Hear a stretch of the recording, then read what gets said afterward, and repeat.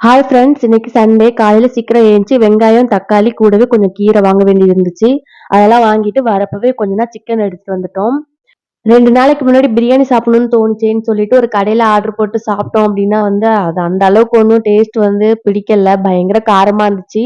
பாப்பாலாம் ஒழுங்கா சாப்பிடவே இல்ல. சரி இந்த வாரம் நம்ம வீட்லயே செஞ்சு சாப்பிடலாம் அப்டின்னு சொல்லிட்டு இந்த வாரம் பிளான் பண்ணிட்டோம். 3/4 கேஜி சிக்கன் 3 லெக் பீஸ் கூடவே சின்ன சின்னதா சைடு பீசஸ்லாம் வாங்கிட்டு வந்தோம். சிக்கன ஊற வச்சிடலாம் அப்படின்னு சொல்லிட்டு நல்லா வாஷ் பண்ணிட்டு, அடுத்ததா 1 டீஸ்பூன் இஞ்சி பூண்டு பேஸ்ட், தேவையான அளவுக்கு காரம், மல்லித்தூளு, 1 டீஸ்பூன் கரம் மசாலா, தேவைக்கேற்ப உப்பு, 1/2 கப் தயிர் எல்லாமே ஒண்ணா சேர்த்து, அதுல இருக்கிற பெரிய பீசஸா எடுத்து பிரியாணிக்கு நல்லா ஊற வச்சுட்டோம் அப்படின்னா பிரியாணி செய்யற டைம்ல நல்லா ஊறியிருக்கும். அப்பதான் சாப்பிடும்போது நல்லா ஜூஸியா இருக்கும். அதுக்கு தான் இப்ப ரெடி பண்ணிட்டு இருக்கிறேன். பாப்பா சிக்கன்ல இருக்கிற பீஸஸ் சாப்பிட மாட்டா. அவளுக்கு கொஞ்சம் தனியா பொரிக்கணும். கூடவே நாங்களும் சாப்பிட்டுக்கலாம் அப்படின்னு சொல்லிட்டு, பெரிய பீஸஸ்லாம் பிரியாணில போடலாம் அப்படின்னு சொல்லி எடுத்து வச்சுட்டு, மீதி கொஞ்சம் எக்ஸ்ட்ரா சின்ன சின்னதா அங்க தனியா எடுத்து வச்சிருக்கிறேன். அத 65 மாரி பொரிச்சிடலாம்.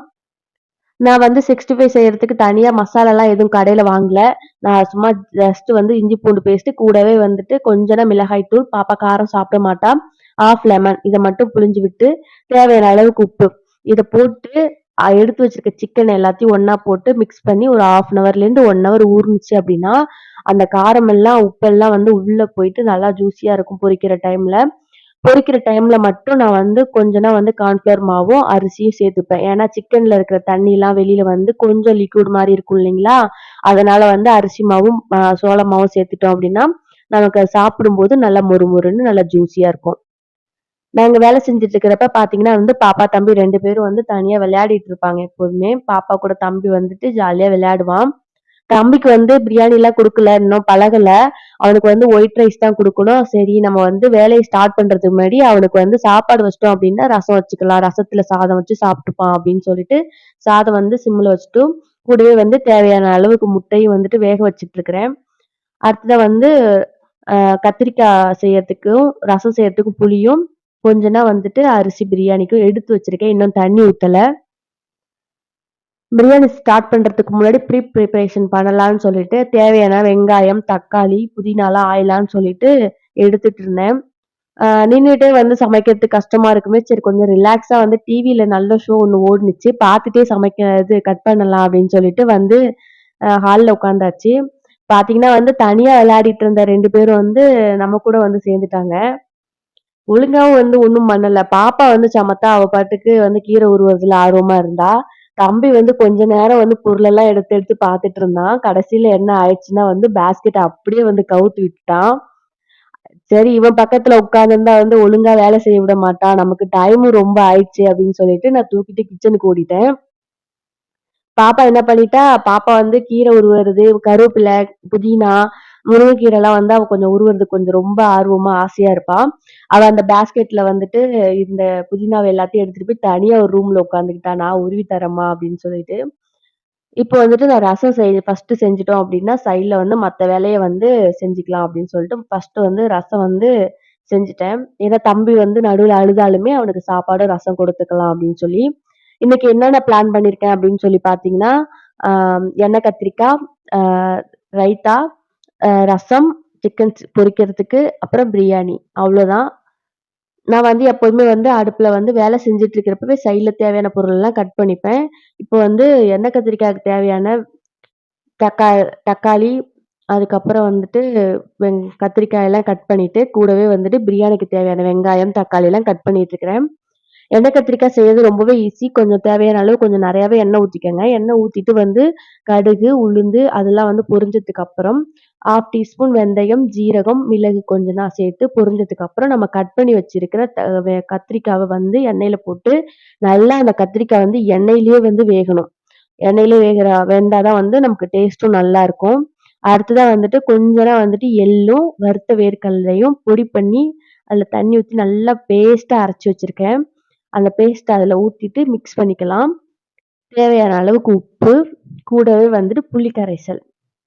காரத்துக்கு நீங்க மிளகாயும் போட்டுக்கலாம், மிளகாய் தூளும் போட்டுக்கலாம். நான் இன்னைக்கு மிளகாய் தூள் தான் சேர்த்திருக்கேன். இப்ப இதெல்லாம் ஒண்ணா சேர்த்து, நல்ல ஒரு 15லேருந்து 20 மினிட்ஸ் நல்லா கொதிச்சுச்சுன்னா, நமக்கு வந்து திக்கா வந்து எண்ணெய்லாம் பிரிஞ்சு சூப்பரா ரெடி ஆயிடும்.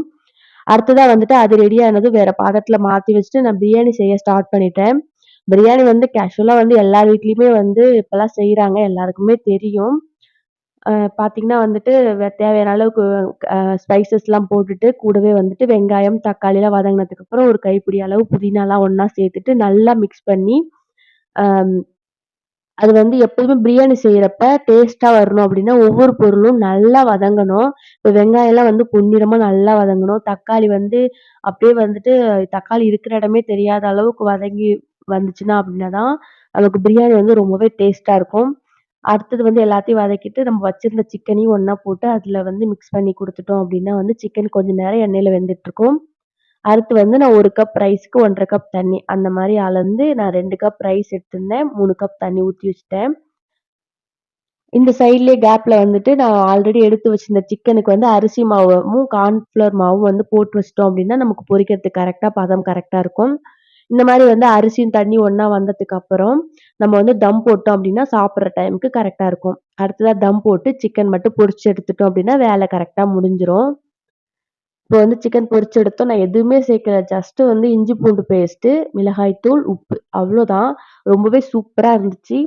நீங்க வந்து இந்த மாரி எப்பயாச்சும் குழந்தைங்களுக்கு செஞ்சு குடுங்க. ரொம்பவே விரும்பி சாப்பிடுவாங்க. மசாலாலாம் தேவையில்ல. சிக்கன் பிரியாணி வந்து அன்னைக்கு ரொம்ப டேஸ்ட்டா இருந்துச்சு. ஏன்னா வீட்ல செஞ்சோம் அப்படிங்கிறதுனால வந்து காரம் ரொம்ப கம்மியா, நமக்கு தேவையான அளவுக்கு எண்ணெய் ஊத்தி ரொம்பவே சூப்பரா வந்துச்சு. எல்லாருமே வந்து ரொம்ப ஆசையா வந்து வயிறார சாப்ட்டோம்.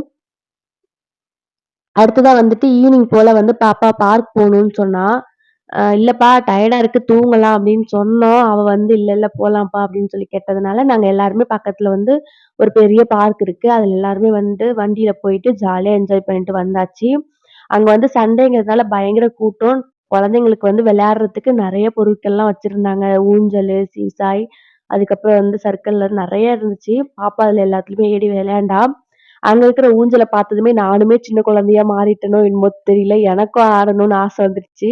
நம்ம ஏறுனா திட்டுவாங்களோ என்னமோன்னு தெரியலையே! அப்படின்னு சொல்லிட்டு தம்பி ஆட்டுற சாக்குல உட்காந்து நானுமே வந்து ஒரு 10 நிமிஷம் ஆடிட்டேன்னு தான் சொல்லணும். உங்களுக்கு யாருக்காச்சும் வந்து இந்த மாரி ஊஞ்சல்லாம் பார்த்தா வந்து நீங்களும் வந்து ஏறி உட்காந்து ஆடணும்னு ஆசையா இருக்குமா என்னன்னு சொல்லிட்டு கமெண்ட்ல சொல்லுங்க. இந்த வீடியோ பிடிச்சிருந்தா லைக் பண்ணுங்க. வீடியோ எப்படி இருக்குன்னு சொல்லிட்டு கமெண்ட்ஸ்ல சொல்லுங்க. இந்த மாரி நெறைய வீடியோஸ் பார்க்கணும் அப்படின்னா நம்ம சேனல சப்ஸ்கிரைப் பண்ணி வைங்க. அடுத்த விளாக்ல பார்க்கலாம். பாய் ஃபிரெண்ட்ஸ்.